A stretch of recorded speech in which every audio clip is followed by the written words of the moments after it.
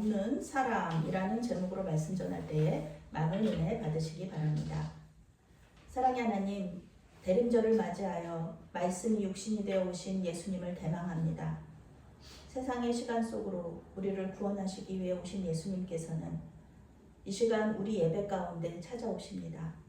주님께서 말씀으로 오시는 이 순간에 주님을 만나게 하여 주시옵소서. 말씀으로 가르치시고 치유하시고 회개하도록 도와주시옵소서. 아멘. 예수님의 이름으로 기도합니다. 아멘. 오늘은 대림절 제1주, 교회력으로 대림절 제1주입니다. 대림절은 말 그대로 기대하는 거죠. 소망하는 거죠. 예수님 다시 오시는, 강림하시는 건데요. 아기 예수님으로 오시는 우리 예수님을 기다리는 절기입니다. 성탄 주일, 그러니까 4주 전부터, 그러니까 오늘부터입니다. 오늘부터 24일 크리스마스 바로 전날까지, 이브까지를 이 큰 대림절 절기로 우리는 지키고 있습니다. 우리만 지키는 게 아니고요. 2000년 전부터 또 우리 예수 믿는 사람이라면은 동서 복음을 막론하고 이 절기를 지키고 있습니다. 교회력은 대림절로 시작하기 때문에 지금 벌써 우리는 2025년을 시작한 것입니다. 예수 믿는 사람들은 이제 대림절부터 이제 시작을 하니까요. 우리 믿는 자들은 벌써 시작한 거죠. 우리는 이 대림절기에 아기 예수님 오심을 대망하게 됩니다. 베들레헴에서 아기로 태어나신 예수님을 기다리면서 또 마지막 때에 다시 오실 예수님을 소망하는 것입니다. 매년 우리는 아기 예수님 탄생을 이렇게 기대하면서 크리스마스 트리도 만들고요. 그리고 크리스마스 선물도 준비하면서 이제 예수님 탄생을 기다리는데, 사실 예수님은 이미 오신 거잖아요. 오셨고, 그리고 예수님의 탄생을 우리가 계속 축하하기는 하지만 가장 큰 이 대림절의 그 주제는요, 예수님의 재림입니다. 예수님의 재림에 우리는 초점을 맞추고 있는 것입니다. 언제가 될지 모르는 예수님의 재림의 때를 우리는 기다리는 거죠.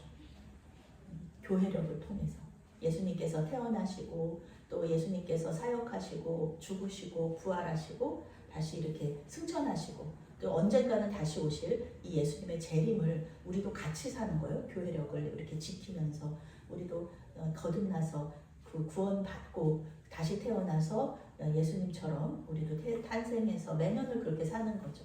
예수님의 삶이 우리 삶이 되어서. 그래서 이렇게 그런 삶들 속에서 우리의 믿음이 계속해서 성숙해지고요.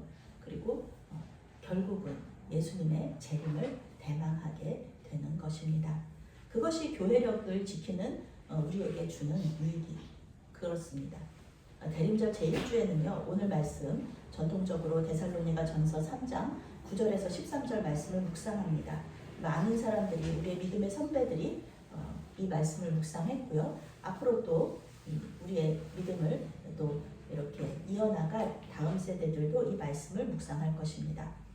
데살로니가 전서의 전체 주제가 예수님의 재림이에요. 그래서 이 말씀을 묵상을 하게 되는 것이죠. 사도 바울도 언제가 될지 모르는 예수님의 재림을 이렇게 준비하면서 어떻게 준비해야 될지를 우리에게 말해주고 있습니다. 오늘 새벽 그 설교 말씀도 깨어 기도하라. 예수님께서 말씀하셨고, 누가복음에서 예수님의 재림, 나는 반드시 다시 올 것인데 예수님의 재림을 준비하면서 무엇을 해야 되느냐? 깨어 기도하라. 깨어 있다. 이것은 참 어려운, 좀 이렇게 쉽지만 어려운, 오늘 새벽에도 얘기했지만 쉽지만 어려운 뜻인데요. 깨어 있다의 원어적인 의미는 준비하다라는 뜻입니다. 예수님의 그 재림을 기도로 준비하라. 예수님의 재림을 성실하고 거룩한 생활로 준비하라. 이렇게 이야기하는 것입니다. 그것이 우리 믿는 자들이 대림절 절기를 지키는 방식입니다. 9절부터 10절 말씀 함께 읽겠습니다. 우리가 우리 하나님 앞에서 너희로 말미암아 모든 기쁨으로 기뻐하니 너희를 위하여 능히 어떠한 감사로 하나님께 보답할까. 주야로 심히 간구함은 너희 얼굴을 보고 너희 믿음이 족박한 것을 보충하게 하려 함이라. 아멘. 데살로니가 전서는요, 데살로니가 교회에 사도 바울이 보낸 첫 번째 편지입니다. 그럼 두 번째 편지는 데살로니가 후서입니다. 예. 첫 번째 편지가 이제 데살로니가 전서인데요. 사도 바울이 2차 전도 여행 때 데살로니가 교회를 개척을 했습니다. 이방인의 교회였고요. 뭐 유대인들도 있었지만 데살로니가 교회가 이렇게 든든하게 서 가기 전에 항상 그랬듯이 사도행전 읽어보면 알잖아요. 교회 개척하고 이방인들이 예수님을 이렇게 막 알게 되고 교회가 막 부흥하려고 그러면은 유대인들이 사도 바울을 내쫓잖아요. 괴롭히고 핍박하고. 그래서 사도 바울이 데살로니가 교회가 든든하게 서가기 전에 이제 추방을 당하게 됩니다. 데살로니가 지역에서 추방을 당했어요. 그러니까 이 사도 바울은 항상 마음속에 전전긍긍하는 마음이 있는 거예요. 그런 마음이 있는 겁니다. 데살로니가 교회가 잘 서고 있나? 데살로니가 교회가 예수님 잘 믿고 있나? 이게 항상 궁금한 거예요. 왜냐하면 자기가 이렇게 심에 차도록 데살로니가 교회를 이렇게 양육하지 못하고 떠나왔기 때문에, 그것도 자기가 스스로 떠난 것이 아니라 추방당했기 때문에 데살로니가 교회 교인들이 잘하고 있나 궁금했는데, 그래서 결국은 이제 고린도 지역에 이제 2차 전도 여행에서 교회가 이렇게 안정적인 것이 너무 궁금하니까 고린도에 있을 때에 그 디모데를 보내요. 디모데를 보내서 데살로니가 교회가 어떻게 되고 있느냐, 잘하고 있느냐, 계속해서 기도하고 있는데 우리의 기도가 응답이 되고 있느냐, 이것을 물어보러 이제 디모데를 보냈는데 디모데가 너무너무 좋은 소식을 가지고 오는 거예요. 거기 이방인 교회 교인들이 아주 그냥 데살로니가 교회가 믿음으로 충만하다, 박해를 아주 잘 견디고 있다, 이것을 알려준 거예요. 그러니까 이 사도 바울이 나오는 거죠. 9절에서 사도 바울이 기쁘고 감사하다고 이렇게 얘기하는 겁니다. 이 사도 바울은 직접 가고 싶었어요. 교회를 직접 방문하고 싶었습니다. 그런데 방문하지를 못했다. 왜냐하면은 사단이 계속 막았다. 2장 18절 말씀에 나오죠. 그러므로 나 바울은 한 번, 두 번 너희에게 가고자 하였으나 사탄이 우리를 막았도다. 이 말이 나와요. 영어 성경에서는 나는 진심으로 너희에게 가고 싶었어. 그래서 몇 번을 계속해서 시도를 했는데 사탄이 그때마다 항상 막았다. 이렇게 영어 성경은 번역을 하고 있습니다. 바울이 너무 가고 싶었는데 다 오지 못했던 이유는 사탄이 계속 막았던 거예요. 그러면 바울이 왜 오고 싶었나? 왜 오고 싶었나? 지금 이 데살로니가 교회가 주님 안에서 굳게 섰다는 소식을 듣고 무척 기쁨이 충만하거든요. 하나님 앞에 감사했어요. 하나님, 데살로니가 교회가 이렇게 잘 지내고 있다니, 믿음 생활 잘하고 있다니 너무너무 기쁩니다. 하나님. 사도 바울의 기쁨은요, 여기서 사도 바울의 편지들에서 쓴 기쁨은 항상 예수 그리스도랑 연결이 되어 있습니다. 특별히 내가 내 소원이 이루어지고 내가 좋은 일들이 나에게 있고 그래서 기쁜 게 아니고요. 예수님하고 항상 연관이 되어 있어요. 사도 바울의 기쁨은요. 그래서 예수님께서 나의 기도에 응답해 주셔서 데살로니가 교회를 이렇게 든든하게 서가게 하셨구나. 그러면서 하나님께 영광을 돌리는 거죠. 하나님 감사합니다. 내 마음에 지금 너무 기쁨이 충만한데 이것은 우리 예수님께서 내 기도를 들어주신 것 때문입니다. 그러면서 예수님께 영광을 돌려요. 우리 목사님들이 이렇게 모이면은요, 이 부모님들이 자식 자랑 하시듯이 이렇게 목사님들이 모이면은 교인들 자랑을 하시거든요. 그런데 교인들 자랑을 어떤 자랑 하시냐, 그런 우리 교인들이 얼마나 훌륭하고 우리 교인들이 얼마나 부자고 얼마나 사회적으로 성공했고 이런 거를 이렇게 자랑하지 않으십니다. 그죠? 우리 교인들이 얼마나 믿음이 성장했는지, 우리 교인들이 예배를 못 나왔는데 예배를 다시 나오게 됐다. 그런 마음의 변화들, 신앙적인 성숙을 이렇게 항상 자랑하세요. 그러는 것처럼 사도 바울도 이 데살로니가 교회가 이렇게 잘 자라고 있는 것이 너무너무 감사하고 기쁜 거예요. 사도 바울은 이렇게 말하거든요. 고린도 교회 보낸 편지에서 추천서가 내가 무슨 추천서가 필요하냐. 너희들이 추천서가 아니냐. 그런 것처럼 고린도 교회가 주님 안에서 잘 자라고 그런 것을 이제 자기의 추천서라고 얘기하는 거죠. 자기의 그런 정체성, 그 사도 바울의 정체성은요, 항상 선교사입니다. 뭐 자기는 뭐 교수도 할 수 있었고 뭐 로마의 시민권자고 그런 거 하나도 자기는 추천서이고 그런 거에 전부 다 이력이 그거 중요한 게 아니에요. 항상 자기는 교회 개척 그리고 그 교회가 하나님 앞에 든든하게 서가는 거 이게 그 사도 바울의 기쁨이었던 겁니다. 자기가 전도하고 양육한 제자들이 아주 하나님 앞에서 잘 서가지고 신앙적인 성숙을 이뤄가는 것 그것이 사도 바울한테는 가장 큰 기쁨이었다는 겁니다. 그리고 그것이 가장 하나님께 가장 큰 감사였다는 겁니다. 그러니까 우리가 데살로니가 교회에 이 사도 바울이 왜 가고 싶어하나 그것도 우리가 예상할 수 있죠. 데살로니가 교회가 이제 믿음을 받았어요. 구원을 받았어요. 그런데 이제 그 이후에 이 삶에 대해서 얘기를 못 해준 거. 여기서 말하잖아요. 믿음에 부족한 점이 있다. 믿음에 부족한 점이 있다. 주야로 심히 간구함은 너희 얼굴을 보고 너희 믿음이 부족한 것을 보충하게 하려고 내가 가고 싶다. 믿음이 부족한 거가 있어요. 그것이 이제 무엇이냐? 이 부족한 것을 보충하기 위해서 가고 싶어 하는데 이 부족한 것이 무엇이냐? 이것이 4장 3절에 나옵니다. 4장 3절. 데살로니가 전서 4장 3절. 옆에 있으니까 한번 같이 읽어볼까요? 4장 3절. 하나님의 뜻은 이것이니 너희의 거룩함이라 곧 음란을 버리고 이 말씀이 나와 있습니다. 영어 성경 이렇게 번역합니다. 하나님은 당신들이 거룩하게 되기를 원하십니다. 그러니 성 문제에 있어서 부도덕한 행동을 하지 마세요. 이렇게 나옵니다.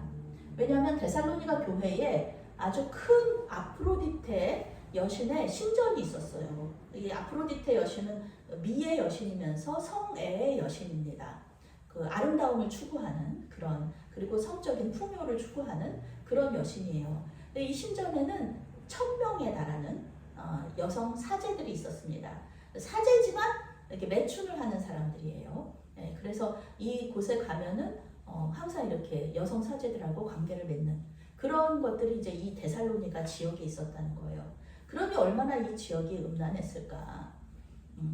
그래서 그냥 그런 것들이 그냥 일상적인 거예요. 이 신전에 가서 예배하는 거는 당연히 그 여성 사제들하고 관계를 맺는 거 이런 거가 이렇게 항상 있는 그런 일상적인 거니까 데살로니가 교회도 교회 교인들도 이런 일에 그냥 아무렇지도 않은 그래서 우리는 조금만 이렇게 뭐 뭔가 예민한 문제도 그 데살로니가 교인들한테는 성적으로 아무런 문제가 없는 그래서 이것들을 얘기해 주고 싶어서 믿음을 지키기가 쉽지 않은 이때에 이때 이제 거룩한 삶을 살아라 거룩하고 성결한 삶을 살아야 한다 이것을 이야기해 주고 싶었다는 것이죠. 데살로니가 교회에 가서 그러니까 구원받은 이후의 삶에 대한 이야기를 해주고 싶은 거죠. 구원받는 것에서 멈추는 것이 아니라 우리는 신앙적인 성숙을 계속 이루어가는 거잖아요. 그것을 이제 성화라고 하는 거죠. 우리 감리교 운동을 시작한 웨슬리 목사님은 이 성화를 굉장히 중요하게 생각했습니다. 예수님 믿고서는 뭐 우리 계속해서 말하는 게 그거잖아요. 우리 한국 교회에 그 능력이 떨어진 거. 우리 한국 교회가 믿지 않는 사람들의 걱정거리가 된 이유 중에 하나가 바로 이 성화되지 못한. 믿는다고는 하는데 세상 사람들하고 똑같이 또는 세상 사람들보다 더 못한 삶을 그런 윤리적인 삶을 살기 때문에 이 한국 교회의 힘이 떨어졌다. 그렇게 얘기를 하는 그 이유 중에 하나이기도 하죠. 요한 웨슬리 목사님은 그 우리 감리교를 보면서 그 사람들이 그렇게 얘기를 할 때가 있어요.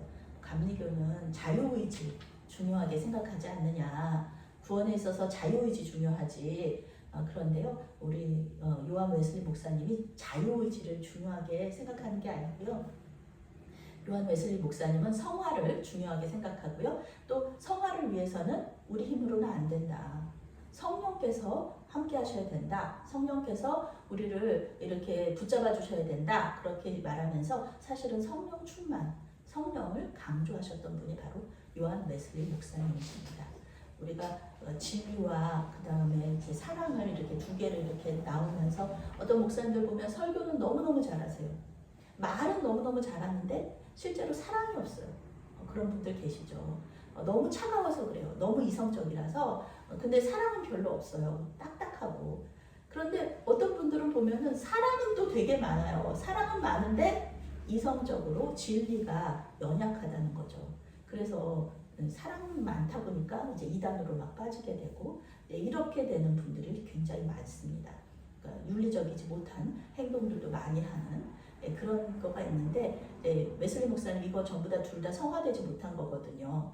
이것을 위해서는 우리 힘으로는 안 된다.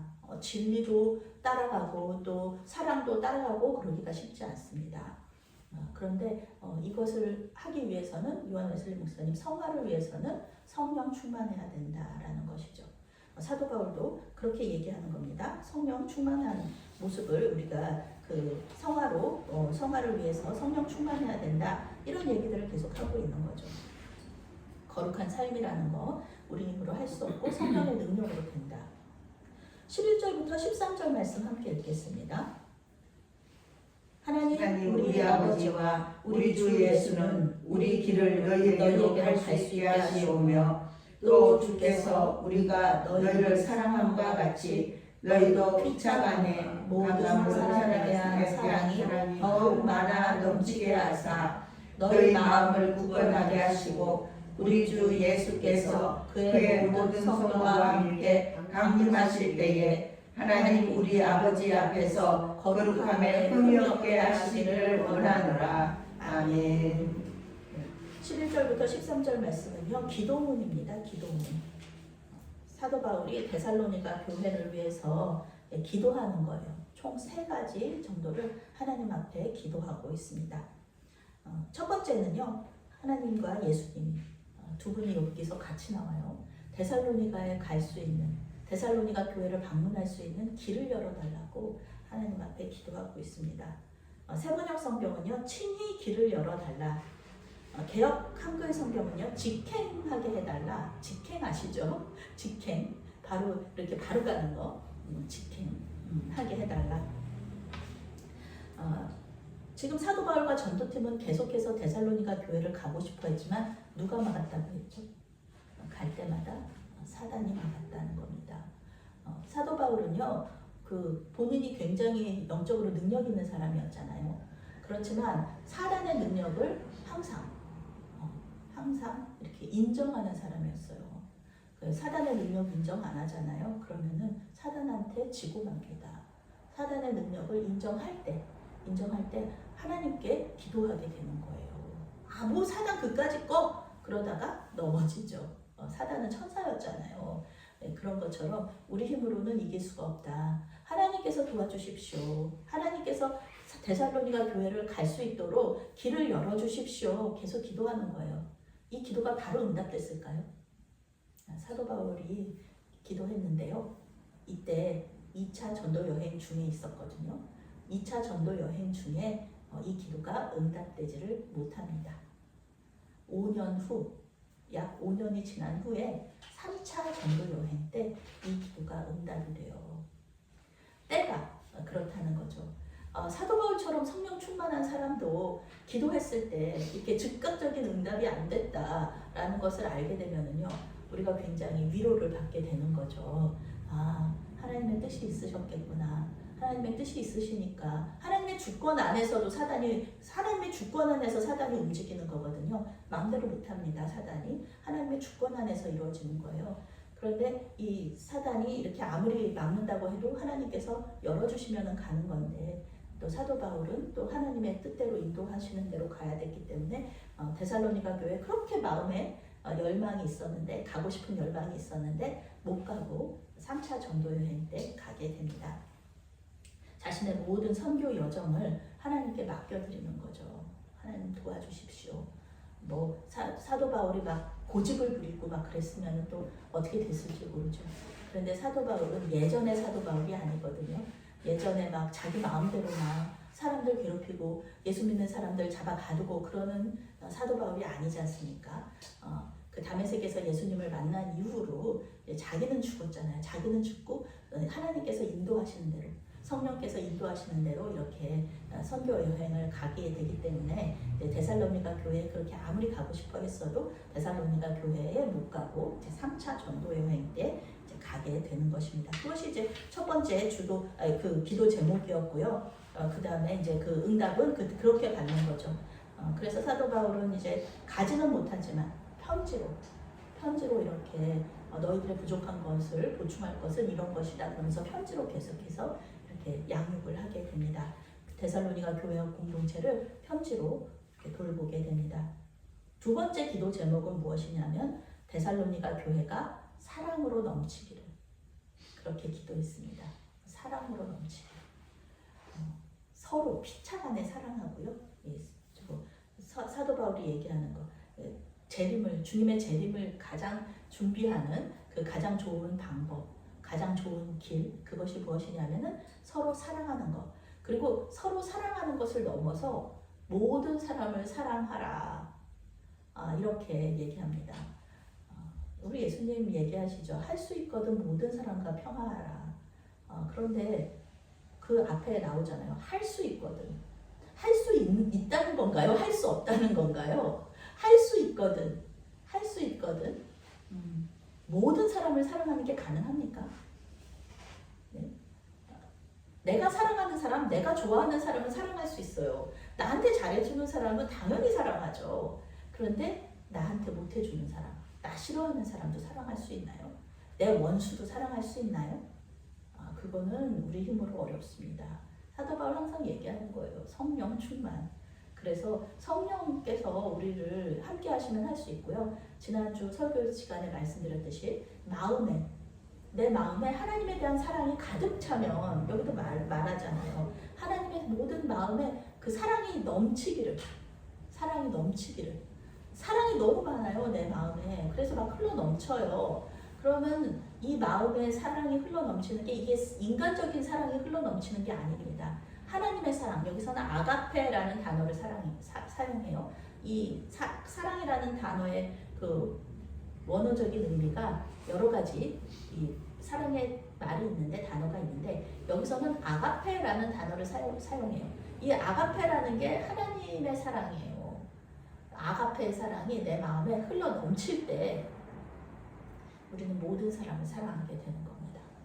내가 사랑하지 않는 사람들도 나를 싫어하는 사람들도 그 사람들을 사랑하는 건 아니지만 또 다른 사랑의 형태인 불쌍히 여기게 되는 겁니다. 나를 싫어하는 사람을 불쌍히 여기게 되는 거예요.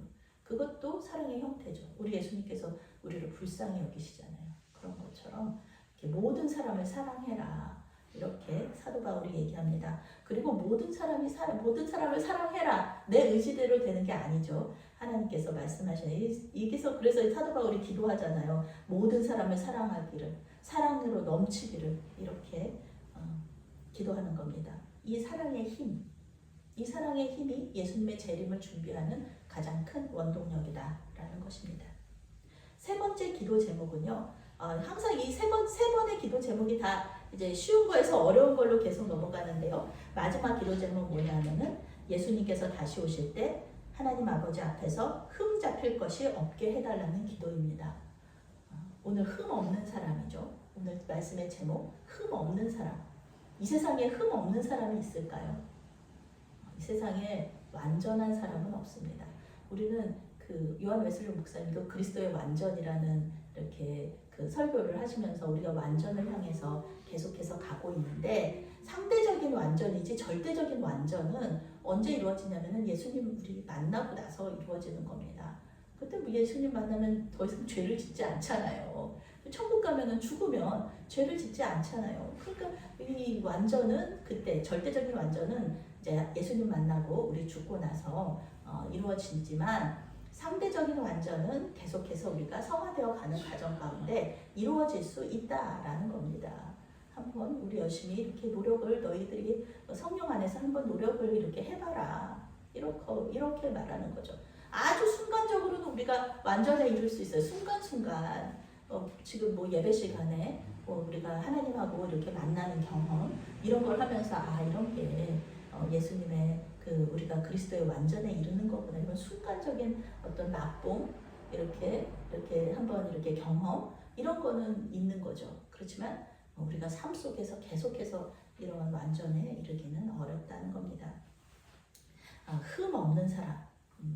행동에 흠없는 사람은 없습니다. 사도 바울도 여기서 흠이 없다는 것은 마음에 흠이 없는 사람입니다.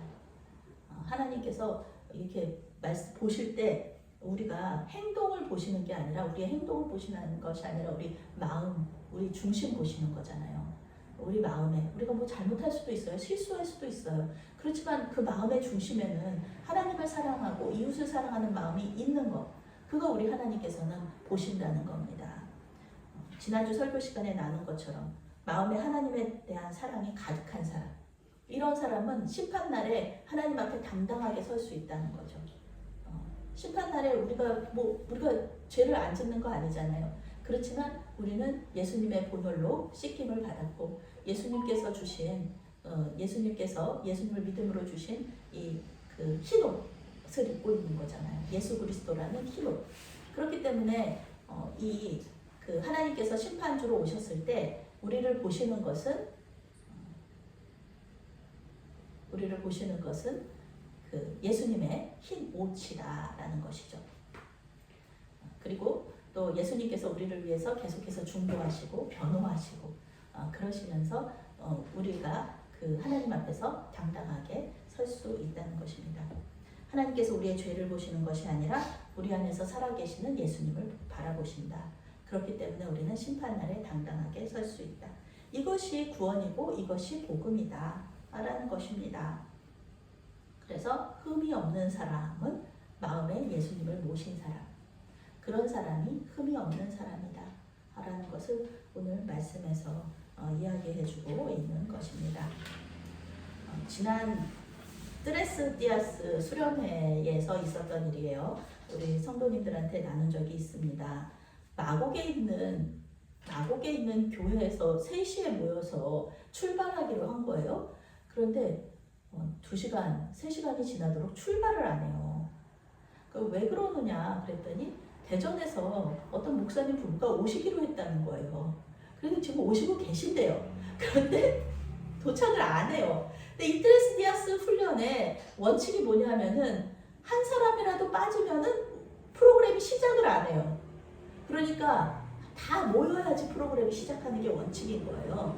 그러니까 우리는 3시간이고 4시간이고 그분들이 오실 때까지 기다려야 되는 거예요. 그래야지 거기 그 수련의 장소로 출발을 하는 거죠. 이것이 이 훈련의 그 프로그램의 원칙이었습니다. 만약에 거의 한 70명 정도 사람이 있었는데 만약에 저 혼자 기다린다 그랬으면은 저는 안 기다리죠. 마곡에서 집에 오죠. 언제 오실 줄 알고, 대전에서 언제 오실 줄 알고 온다고 그랬는데 아니 그러면은 그분들이 그냥 바로 수련회 장소로 가시면 되지. 우리 효율성의 측면에서 거기서 왜 기다리고 있는 거예요? 70명이 3시간을. 그런 저는 이제 이해할 수가 없는 거죠. 저는 못 기다리죠. 그런데 70명이 함께 기다리니까 기다리는 거예요. 3시간을 어떻게 기다렸는지 모르겠어요. 그 기다려서 같이 이렇게 수련회 장소로 갔던 이렇게 기억이 있습니다. 마찬가지입니다. 예수님께서 교회를 세우신 이유 중에 하나가 예수님의 재림을 함께 기다릴 수 있도록 하기 위해서 교회를 세우신 것입니다. 혼자서는 못합니다. 혼자서는 예수님 믿기도 어렵고요. 예수님 재림 기다린다는 것은 말도 안 되는, 못하죠. 아니 3시간, 대전에서 오시는 거 3시간도 못 기다리는 상황에 예수님께서 우리 또 세상 속으로 오시는 거 2000년이 지금 지났는데 아직 안 오셨는데 그것을 기다린다는 것은 세대가 세대를 거쳐서 기다린다는 것은 정말로 어려운 일입니다. 그런데 예수님께서 교회를 세우셔서 함께 예배하고 또 서로 사랑하고 돕고 이렇게 교제 나누고 그리고 이 교회력에 따라서 계속해서 예배하면서 예수님의 탄생과 이런 그런 재림을 같이 기다리게 하시니까 기다릴 수 있는 겁니다. 그리고 예수님께서도 이렇게 재림에 대한 문제는 그리고 또 재림 이후에 어떤 일이 벌어질까에 대한 거는 이렇게 잘 얘기도 안 하셨고요. 그리고 비밀로 이렇게 쌓여 있습니다. 그러니까 더 답답하잖아요. 우리는 더 답답하잖아요. 그런데 성경은 계속해서 예수님도 마찬가지고 성경은 우리한테 얘기하는 거는 그 재림 이후 재림이 때가 언제인지 뭐 계산하고 이러는 사람들 있잖아요.